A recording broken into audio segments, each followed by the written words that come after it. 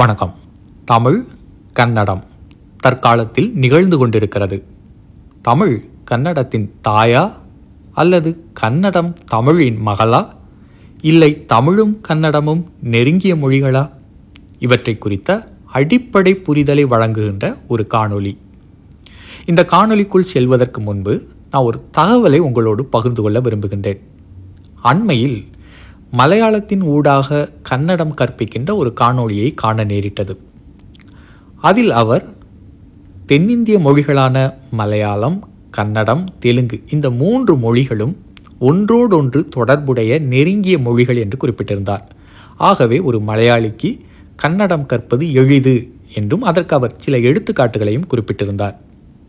பொதுவாக வடமொழி சம்ஸ்கிருதத்தில் புஸ்தக் என்று கூறுவார்கள். அதை கன்னடத்தில் புஸ்தகா அப்படின்னும், மலையாளத்தில் அது புஸ்தகம் என்றும் வழங்கப்படுவதாக அவர் கூறியிருந்தார். அதே போன்று சில எடுத்துக்காட்டுகளை கூறியிருந்தார். கிரகா அப்படின்னா கன்னடம், கிரகம் அப்படின்னா மலையாளம், பிரகாஷா அப்படின்னா அது கன்னடம், பிரகாசம் அப்படின்னா அது மலையாளம், சௌந்தர்யா கன்னடம், சௌந்தர்யம் மலையாளம், பிரேமா அப்படின்னா கன்னடம், பிரேமம் அப்படின்னா மலையாளம், குரோதா கன்னடம், குரோதம் மலையாளம். வடமொழி சொற்களை அவர்கள் பயன்படுத்துகின்றார்கள். அதில் விகுதி சேர்த்தால் அது மலையாளமாகவும், விகுதி சேர்த்தால் அது கன்னடமாகவும் மாறுவதாகவும் அவர் கூறியிருந்தார். ஆனால் இந்த கூட்டத்திற்குள் தமிழ் உட்படுவதில்லை என்றும் அவர் கூறியிருந்தார். இதற்கு ஒருவர் மலையாளத்தில் பின்னூட்டம் விட்டிருந்தார். அது நீளமான பின்னூட்டம். அதில் இருக்கக்கூடிய ஒரு வரியை நான் உங்களுக்காக மொழிபெயர்த்து காட்டுகிறேன். அவர் கூறியிருந்தார், இந்த கூட்டத்தில் தமிழ் வரலை. ஏன் தெரியுமா? Tamil is here as a complete language before arrival of Sanskrit. Tamil is here as a complete language before arrival of Sanskrit. அதாவது இந்த கூட்டத்தில் தமிழ் உட்படலை.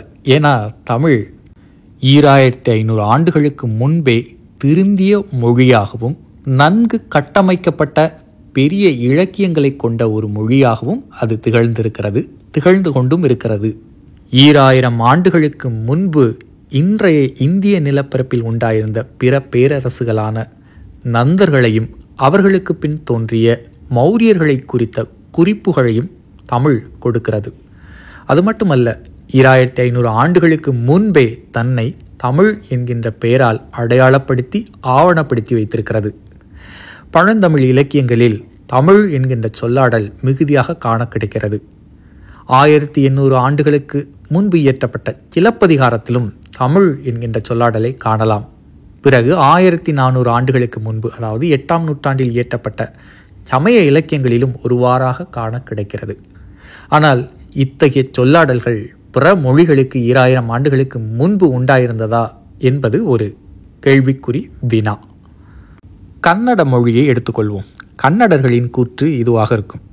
கன்னட மொழி என்பது திராவிட மொழி அல்ல, மூல திராவிட மொழியிலிருந்து தோன்றியது என்று கூறுவார்கள். திராவிடியன் லாங்குவேஜ் கிடையாது, புரோட்டோ திராவிடியன் அப்படின்னு சொல்லுவார்கள். இருக்கட்டும். ஒரு தாய் இருக்கின்றால், அவளுக்கு 2 வயது நிரம்பிய ஒரு மகன் இருக்கின்றான். அந்த மகனுக்கு தாயானவள் ஏதாவது கற்றுக் கொடுக்கின்றார். இப்போ 1 என்று கற்றுக் கொடுக்கின்றார். அந்த 2 வயது குழந்தையானது திருந்திய மொழியில் 1 என்று கூறாது, திருந்தாத மொழியில் 1 அப்படின்னு கூறும். அது வளர வளர பிறகு திருந்திய மொழியில் 1 என்று கூறும். அப்படித்தான் தமிழானவள் தாயாகவும் சேய்க்கு சேயாகவும் இருக்கின்றாள். கன்னட மொழியினுடைய பழமையான இலக்கிய நூல் எது அப்படின்னு பார்த்தீங்கன்னா கவி ராஜ மார்க்கம். இது எப்பொழுது இயற்றப்பட்டது அப்படின்னா ஏறக்குறைய 1400 ஆண்டுகளுக்கு முன்பு, அதாவது 8ஆம் நூற்றாண்டில் இயற்றப்பட்டதாக கருதப்படுகிறது. அந்த நூலின் பெயரை பாருங்கள், கவி ராஜ மார்க்கம். இந்த 3 சொற்களுமே வடமொழி சொற்கள், அதாவது சம்ஸ்கிருத சொற்கள். இந்த நூல் கூட கன்னட மொழி சொற்களால் உண்டாக்கப்பட்டதா, கட்டமைக்கப்பட்டதா அப்படின்னு கேட்டால் கிடையாது. வடமொழி சொற்கள் சம்ஸ்கிருதத்தால் தான் இந்த நூலானது முழுமையடைகிறது, மொழியும் கூட. நீங்கள் இதில் இருக்கக்கூடிய வடமொழியை உருவி விட்டால் இந்த மொழி முழுமையடையாத, திருந்தாத ஒரு மொழியாகத்தான் இருக்கும். இதுதான் கன்னடத்தின் நிலை அன்றும் இன்றும். ஆனால் இது தமிழுக்கு இல்லை. இவர்கள் குறிப்பிடுவது எதை மூல திராவிடம் என்று குறிப்பிடுகிறார்கள் என்று தெரியவில்லை.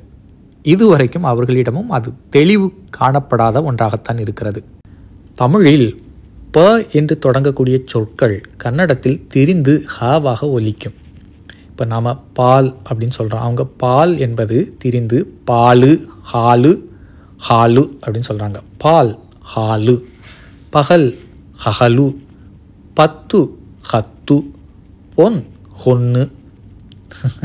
இதுக்கு எப்படி வேர்ச்சொற்கள் ஆராய்வாங்கன்னு எனக்கு தெரியல. அதே போன்று வ என்று தொடங்கக்கூடிய சொற்கள் அங்கு பாவாக திரிந்து ஒலிக்கும். இப்படி தான் வங்கத்திலே உண்டு.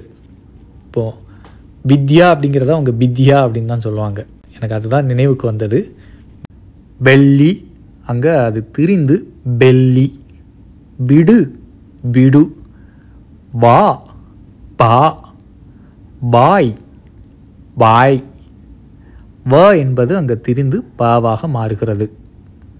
இப்போ எண்களை எடுத்துக்கொள்ளலாம். கன்னடத்தில் இப்போ 1 to 5 வரை எப்படி சொல்கிறாங்க அப்படின்னா 1, 2, 3, 4, 5 இருக்கட்டும்.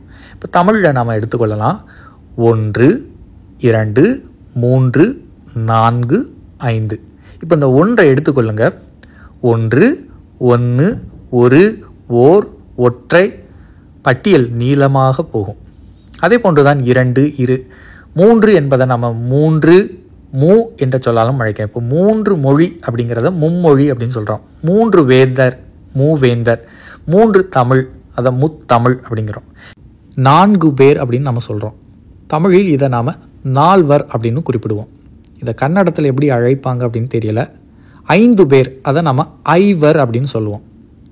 கன்னடத்தில் நான் நினைக்கிறேன் அது 5 ஜனரு அப்படின்னு சொல்லுவாங்கன்னு நினைக்கிறேன். நாம் எவ்வளோ அழகாக 5 அப்படின்னு ஐவர் அப்படின்னு சொல்கிறோம். எவ்வளோ அழகான கட்டமைப்பு தமிழில் இருக்குது. ஆங்கிலத்தில் 1 ஃப்ளவர் அப்படின்னு சொல்கிறோம். கன்னடத்தில் பார்த்திங்கன்னா 1 என்பது ஒண்டு. அவங்க கன்னடத்தில் எப்படி சொல்லுவாங்க அப்படின்னா ஹொண்டு ஹூவு அப்படிம்பாங்க. பூ என்பது ஹூவாக மாறுது. நாம் தமிழில் 1 மலர் அப்படின்னு நம்ம சொல்கிறதில்ல, 1 மலர் அப்படின்னு சொல்கிறதில்ல. இல்லை 1 பூ, 1 பூ அப்படின்னு சொல்கிறதில்ல. 1 மலர், 1 பூ அப்படின்னு சொல்கிறோம். அதே போன்று 2 மலர் அப்படின்னு சொல்கிறோம், 2 மலர் அப்படின்னு சொல்கிறோம், 2 மலர்கள் அப்படின்னு சொல்லலாம். அவங்க 2 ஹுவகலு அப்படின்னு தான் சொல்கிறாங்க. தமிழுக்கு அந்த மொழிக்கும் உள்ள மொழி கட்டமைப்பை பாருங்கள். திராவிட மொழியிலிருந்து வந்ததுன்னா இதே சிறப்பு அந்த மொழிக்கு இருக்கணுமா இல்லையா? அப்போ அந்த திராவிட மூல மொழி தமிழாகத்தான் இருக்கணும். மற்றும் ஒரு எடுத்துக்காட்டை பார்க்கலாம். இப்போ கன்னடத்தில் தும்ப லேட் ஆயித்து அப்படின்னு சொல்கிறாங்க இல்லையா? இதற்கு அவர்கள் சொல்கிறாங்க தமிழ்லையும் இப்படி தான் இருக்குது, ரொம்ப லேட் ஆயிட்டு. ஸோ இரண்டும் ஒரே மொழி தான் அப்படின்னு. தமிழில் இப்படி மட்டும் சொல்வதில்லைங்க. ரொம்ப நேரம் ஆயிட்டு, நீண்ட நேரம் ஆயிற்று, நீண்ட நேரமானது, ஆகிறது, பொழுது நீண்டு கழிகிறது, இப்படி நீண்டு கொண்டே போகும். இது ஒரு நீண்ட ஆய்வு, மொழியியல் சார்ந்தது. வரும் நாட்களில் இவற்றை குறித்து சிறு சிறு காணொளிகளாக தெளிவாக காணலாம். நான் இன்று வேகமாக செய்தது இந்த காணொளி.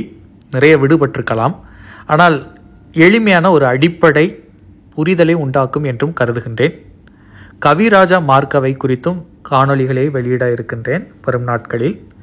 இந்த காணொளி உங்களுக்கு விருப்பமான காணொளி அப்படின்னா மற்றவர்களுக்கு பகிர்ந்து கொடுங்க. முதல் முறையாக என்னுடைய சேனலை பார்க்குறீங்க அப்படின்னா மறக்காமல் சப்ஸ்கிரைப் பண்ணுங்கள். மீண்டும் சந்திப்போம். நன்றி.